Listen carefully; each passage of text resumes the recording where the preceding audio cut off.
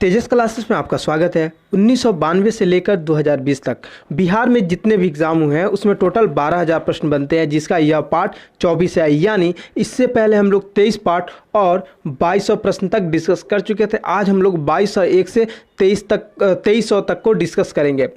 यह सीरीज रोज़ रात आपको 8 बजे 101% अपलोड मिलता है। अगर टेक्निकल प्रॉब्लम कुछ है तो आप 8-5 में एक बार ज़रूर चेक कर लिया करो, और लास्टली 8-10 में आपको तो मिलना ही मिलना है, ठीक है। यह सीरीज संडे को आपको नहीं मिलता है।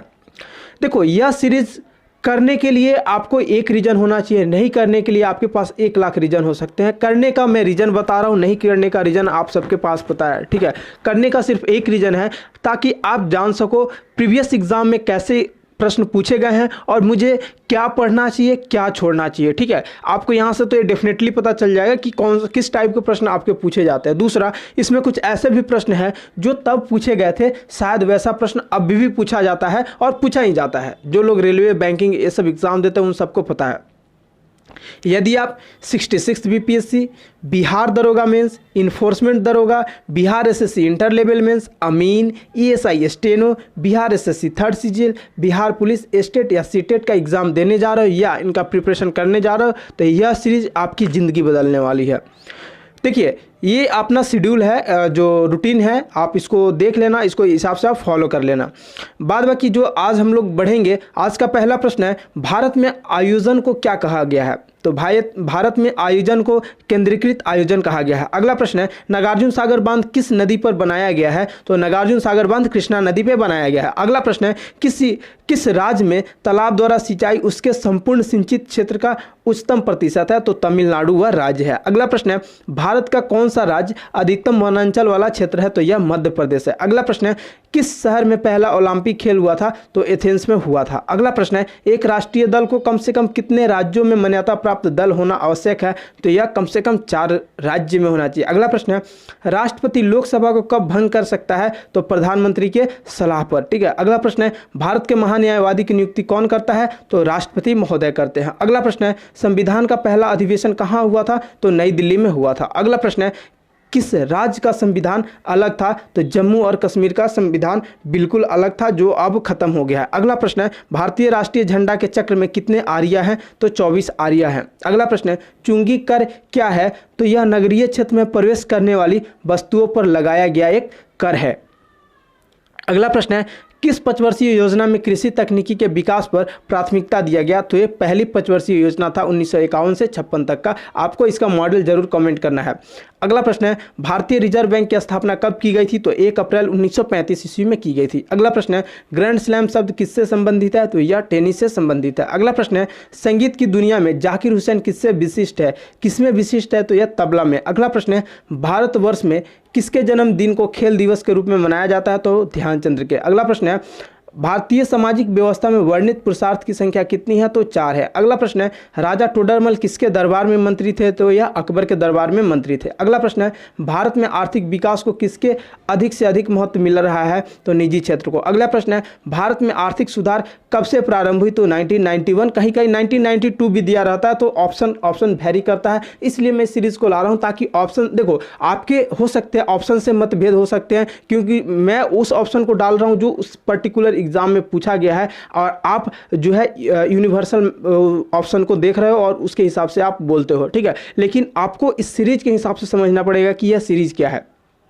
अगला प्रश्न है, आज का भारतीय अर्थतंत्र कैसा है? तो विकासशील है। अगला प्रश्न है, बिहार की आर्थिक समृद्धि किसके विकास पर आधारित है? तो कृषि के विकास पे टोटली हम लोग डिपेंडेंट है। अगला प्रश्न है, छत्तीसगढ़ कौन से राज्य से अलग किया गया है? तो यह मध्य प्रदेश से अलग किया गया था। अगला प्रश्न है, जापान के हिरोशिमा एवं नागासाकी शहर पे किस देश ने अणु बम फेंका था? तो यह अमेरिका ने फेंका था। अगला प्रश्न है, धनराज पिल्लई किस खेल से संबंधित है? तो यह हॉकी से संबंधित है। देखो, यह पुराना क्वेश्चन है, तो धनराज पिल्लई के बारे में पूछा गया है। अब करंट में क्या होता है, करंट में जो खिलाड़ी उभरते हैं उनके बारे में आपसे पूछा जाता है। तो ये चीज़ समझ में आया कि हाँ, पहले से अब हम कैसे इसको कोरिलेट कर सकते हैं। अगला प्रश्न है, मैच के लिए वॉलीबॉल टीम में न्यूनतम खिलाड़ी कितने आवश्यक हैं? तो 8 आवश्यक है। अगला प्रश्न है, पुरुषों के लिए वॉलीबॉल खेल में जाली यानी नेट की ऊंचाई कितनी होती है? तो 2.43 मीटर। अगला प्रश्न है, गाइड पुस्तक के लेखक कौन है? तो आर के नारायण है। अगला प्रश्न है समझौता एक्सप्रेस किन देशों के बीच चलता है? तो भारत और पाकिस्तान के बीच। अगला प्रश्न है छत्तीसगढ़ राज्य की राजधानी कहाँ है? तो रायपुर में। देखो पहले भी पूछा जाता था राज्य की राजधानी और अब भी पूछा जा रहा है, और राजधानी और राज्यपाल तो आपको याद होना चाहिए। अगला प्रश्न है बिहार के समवर्ती राज्यों की संख्या कितनी है? तो ये 3 है, और 3 वे कौन कौन से राज्य है आप जरूर कॉमेंट करना। अगला प्रश्न है बिहार के अधिकांश भाग किस मिट्टी से आच्छादित है? तो ये कछारी मिट्टी से। अगला प्रश्न है गंडक किसकी सहायक नदी है? तो गंडक गंगा की सहायक नदी है। अगला प्रश्न है किस शहर में पहला इस्पात कारखाना स्थापित हुआ था? तो जमशेदपुर में। अगला प्रश्न है भारत में रबर उत्पादन में अग्रणी राज्य कौन है? तो केरल। अगला प्रश्न है पानीपत की तीसरी लड़ाई कब हुई थी? तो 1761 ईस्वी में हुई थी। अगला प्रश्न है चंद्रगुप्त मौर्य के साम्राज्य की राजधानी कहाँ थी? तो पाटलिपुत्र थी। अगला प्रश्न है भारत के लौह पुरुष के रूप में किसको जाना जाता है? तो सरदार वल्लभ भाई पटेल को। अगला प्रश्न है विख्यात सोमनाथ मंदिर को किसने नष्ट किया? तो सुल्तान महमूद। देखो ऑप्शन में आपको सुल्तान महमूद था, लेकिन आप पढ़ते क्या हो? महमूद गजनवी। तो ये सब फर्क है आएगा आपको ये सीरीज लगाने के बाद, ताकि आप थोड़ा सा और उन चीज़ों को व्याख्या करोगे कि हाँ मैं इस तरह से भी सोच सकता हूँ। ऑप्शन का मतलब होता है 4 गलत उत्तर में से कौन सबसे कम गलत है इसको सही लगाना, या नहीं होता है कि सही उत्तर कौन है इसको ढूंढो। नहीं, देखो 4 ऑप्शन है उसमें सबसे गलत कौन है उसको लगाना, यही ऑप्शन का खेल होता है। अगला प्रश्न है सिंधु घाटी सभ्यता के लोग किसकी पूजा करते थे? तो पशुपति के। अगला प्रश्न है आदि मानव ने सर्वप्रथम क्या सीखा? तो आग जलाना सीखा था। अगला प्रश्न है मुगल वंश की स्थापना कब हुई? तो 1526 ईस्वी में। अगला प्रश्न है गौतम बुद्ध का जन्म स्थान कपिलवस्तु कहाँ स्थित है? देखो यहाँ पे सीधा नेपाल दे दिया है, लेकिन आप लोग कैसे पढ़ोगे? कपिलवस्तु चाहे ऐसे करके पढ़ते हो, कभी कभी हमको ऐसे भी याद करना पड़ेगा। अगला प्रश्न है अशोक किनके पुत्र थे? तो बिंदुसार के पुत्र थे। अगला प्रश्न है विख्यात लेखक प्रेमचंद्र का मूल नाम क्या था? तो धनपत राय था। अगला प्रश्न है सारे जहां से अच्छा गीत किसने लिखा था? तो इकबाल के द्वारा लिखा गया था। अगला प्रश्न है रिक्टर स्केल से किसको मापा जाता है? तो भूकंप की तीव्रता को। अगला प्रश्न है भारतीय राष्ट्रीय कांग्रेस के प्रथम अध्यक्ष कौन थे? तो WC बनर्जी, उमेश चंद्र बनर्जी। अगला प्रश्न है कौन अम्लीय वर्षा पैदा करती है? तो सल्फर डाइऑक्साइड। अगला प्रश्न है भू प्रॉपर्टी पर सर्वाधिक उपलब्ध अधातु कौन है? तो सिलिकॉन है।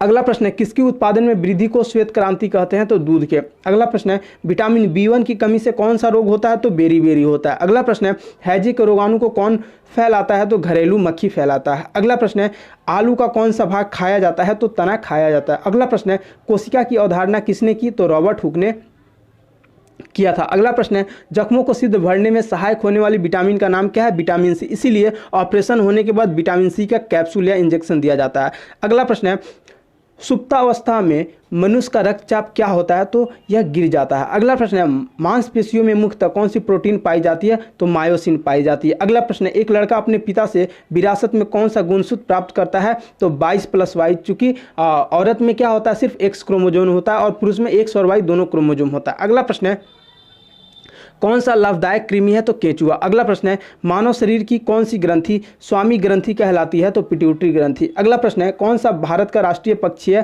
तो मोर है। अगला प्रश्न है एक अश्वशक्ति किसके समान है? तो 746 वाट के। अगला प्रश्न है बिजली के बल्ब का आविष्कार किसने किया? तो टॉमस अल्वा एडिसन। अगला प्रश्न है किसने गुरुत्वाकर्षण का सिद्धांत खोजा? तो न्यूटन ने खोजा था। अगला प्रश्न है रेडियोधर्मिता की खोज किस वैज्ञानिक ने की थी? तो हेनरी बैक्यूरेल ने। अगला प्रश्न है एक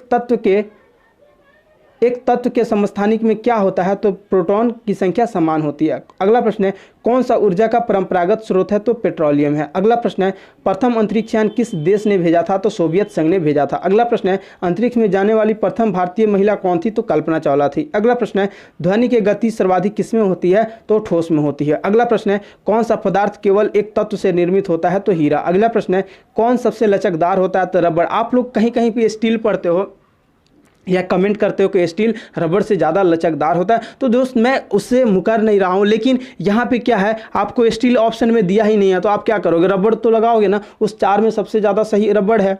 अगला प्रश्न है रेडियो कार्बन तिथि निर्धारण पद्धति का उपयोग किसकी आयु निर्धारण के लिए किया जाता है? तो जीवाश्म की। अगला प्रश्न है राष्ट्रीय विज्ञान दिवस किस तिथि को मनाया जाता है? तो 28 फरवरी को। अगला प्रश्न है परिशुद्ध शून्य किसके समान होता है? तो 273.15 डिग्री सेल्सियस, ये ठीक है। अगला प्रश्न है बिजली के बल्ब का तंतु किस धातु का बना होता है? तो टंगस्टन का बना होता है। अगला प्रश्न है जंगरोधी इस्पात का निर्माण किस धातु में लोहा मिलाकर किया जाता है? तो निकेल। अगला प्रश्न है कास्टिक सोडा का रासायनिक नाम क्या है? तो सोडियम हाइड्रोक्साइड। अगला प्रश्न है दिन के समय वृक्ष कौन से गैस का उत्सर्जन करता है? ऑक्सीजन। अगला प्रश्न है कौन प्रोटीन का समृद्धतम स्रोत है? तो सोयाबीन है। अगला प्रश्न है तापमापी में पारा क्यों प्रयोग किया जाता है? गर्म होने पर अधिक फैलता है। अगला प्रश्न है सूर्य मूल रूप से किससे बना होता है? तो हाइड्रोजन से।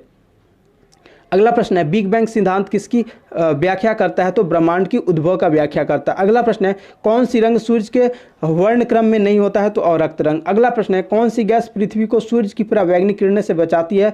तो ओजोन। कौन सी गैस नहीं, यहाँ पे कौन सी परत था, टाइपिंग मिस्टेक होगा।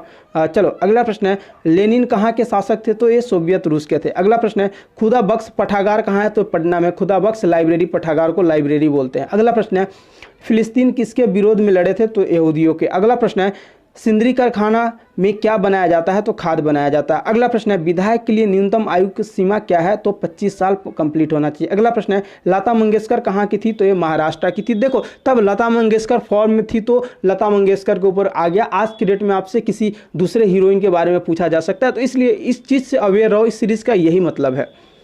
अगला प्रश्न है ज्ञानपीठ पुरस्कार किससे संबंधित है? तो साहित्य से संबंधित है। अगला प्रश्न है कोणार्क मंदिर कहाँ है? तो ये उड़ीसा में है और कोणार्क में सूर्य मंदिर है। और आज का आखिरी प्रश्न है क्यूबा कैसा देश है? तो साम्यवादी देश है। देखो यह सीरीज करने से आपको क्या समझ में आ रहा है कि पहले किस ट्रेंड में क्वेश्चन पूछा जाता था, आज भी उसी ट्रेंड में क्वेश्चन पूछा जाता है। ऐसा नहीं कि आज अलग पूछा जाता है। जो करंट का क्वेश्चन है वो आपको समझ में आएगा, ठीक है। जो प्रीवियस ईयर क्वेश्चन है तो आपको मैक्सिमम वही सब रिपीट किए जाते हैं। 5 से 10 क्वेश्चन जो हार्ड होते हैं, 5 से 7, 10 भी नहीं, 5 से 7, वो भी करंट अफेयर्स आपको मैक्सिमम कवर करता है। चलो आपके लिए इतना ही, मिलते हैं हम लोग अगले वीडियो में। इस वीडियो को आप अपने दोस्तों तक जरूर पहुंचाएं।